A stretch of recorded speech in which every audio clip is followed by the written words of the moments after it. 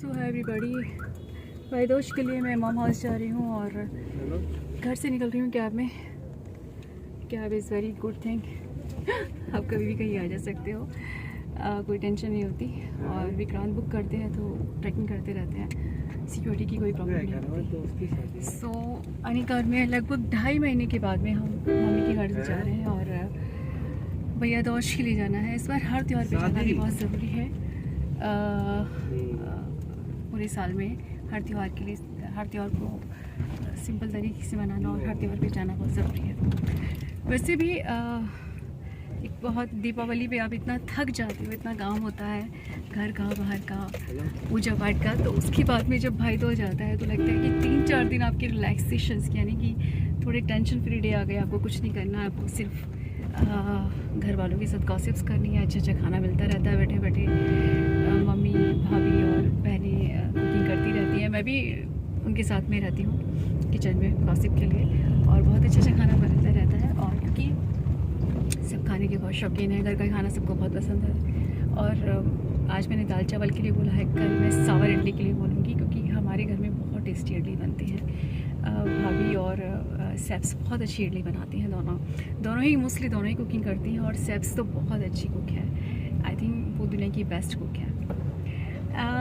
मैं भी थोड़े बहुत ठीक कर लेती हूँ, लेकिन डाइटिंग की वजह से मैं बहुत सिंपल खाना खाती हूँ। दाल खिचड़ी स्नॉट्स वगैरह। 3-4 दिन कोई डाइटिंग नहीं, बस खाना खाना है और घर का खाना खाना है, बाहर का कुछ नहीं खाना। अनिका को भी घर का ही खाना है, बाहर का कुछ नहीं।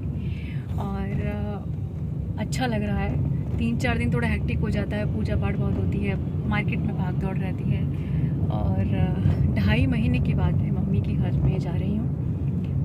3-4 दिन में थोड़ा अलग मूड में चली जाती हूँ। वहाँ जाके एक अलग जोन होता है, बहनों का साथ होता है, बच्चों का साथ होता है, तो बहुत एक अलग सी फीलिंग आती है, अलग सी मूड में मैं चली जाती हूँ। और कोई टेंशन नहीं किसी काम की, मेड की, घर के काम की, कुकिंग की, अनिका की स्कूल भेजना, लेना, छोड़ना, कुछ नहीं होता। बस सिंपल एकदम मस्त रहो, थोड़े वीडियोस बनाओ, पिक्स क्लिक करो, फिर अकेले में बैठ के वो यादें बन जाती है खूबसूरत। और उनको मैं अकेले में जब अकेली होती हूँ तो उन वीडियोस को और पिक्स को देख के खुश होती रहती हूँ कि मैंने ये लम्हे जिए थे।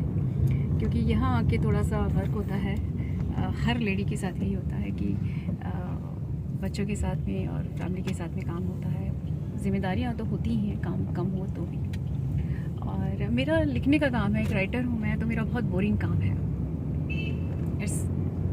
थोड़ा बोर है, मैं कई बार लिखते लिखते बोर हो जाती हूँ, तो मैं चेंज के लिए थोड़ा सा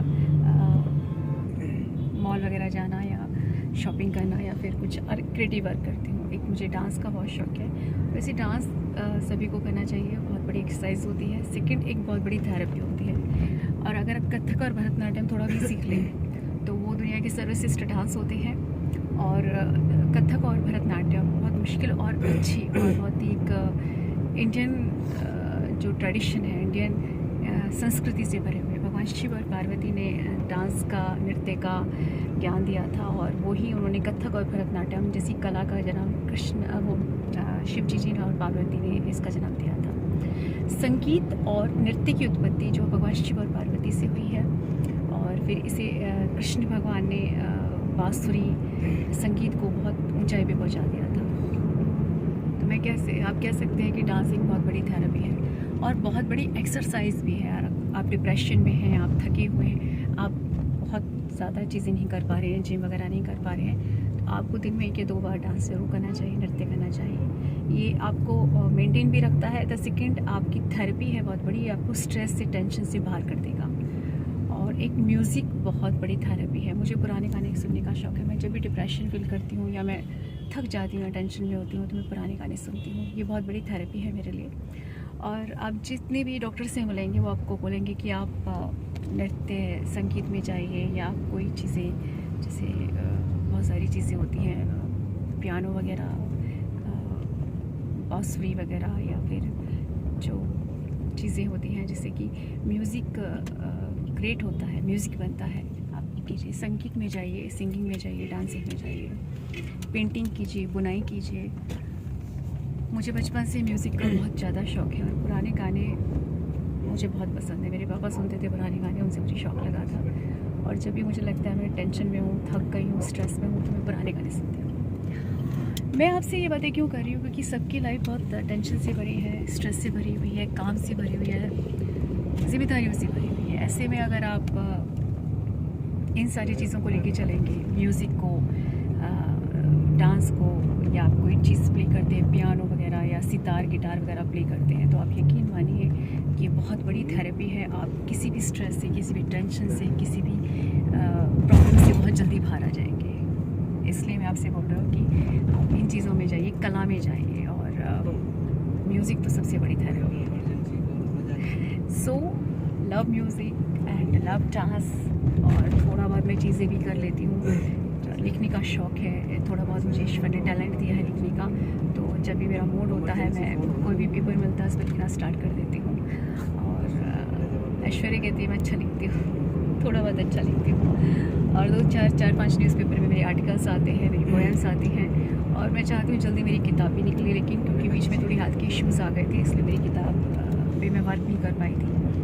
और अब मैं सोच रही हूँ कि थोड़ा सा मैं अपनी किताब पब्लिश करूँ। ये भूमि है, मैंने टाइटल दिया था उसे, और मैं कोशिश करूँगी जल्दी ही वो पब्लिश हो या जल्दी मेरी किताब छपे। So good talk to you, and just have the enjoyment in your life with your responsibility, your duties along with music, dance, जो भी कला आपके पास है। एंड आपको जब भी लगता है आप स्ट्रेस में हैं, आप अपनी लाइफ में चेंज लीजिए, जगह चेंज कर दीजिए, तो ये बहुत बड़ी थेरेपी होती है। और उसके बाद में अपनी जिम्मेदारी निभाने का, अपने कर्तव्य पालन करने की एनर्जी फिर दोबारा से आपके अंदर आ जाती है। सो मैं मम्मी के घर जाती हूँ, और जब मैं वहाँ जाती हूँ तो मैं बहुत अलग फील करती हूँ। तो 3-4 दिन में बहुत अलग मूड में रहती हूँ, और ये बहुत खूबसूरत यादें होती हैं, और इन यादों को मैं पिक्स से, रील्स से और वीडियोस बना के अपने साथ संजो के रखती हूँ। और जब मुझे लगता है कि मैं अकेली हूँ तो मैं इन वीडियोस को देखती हूँ। आप भी अपनी ज़िंदगी में ये खूबसूरत चीज़ें ऐड ऑन कीजिए, और देखिए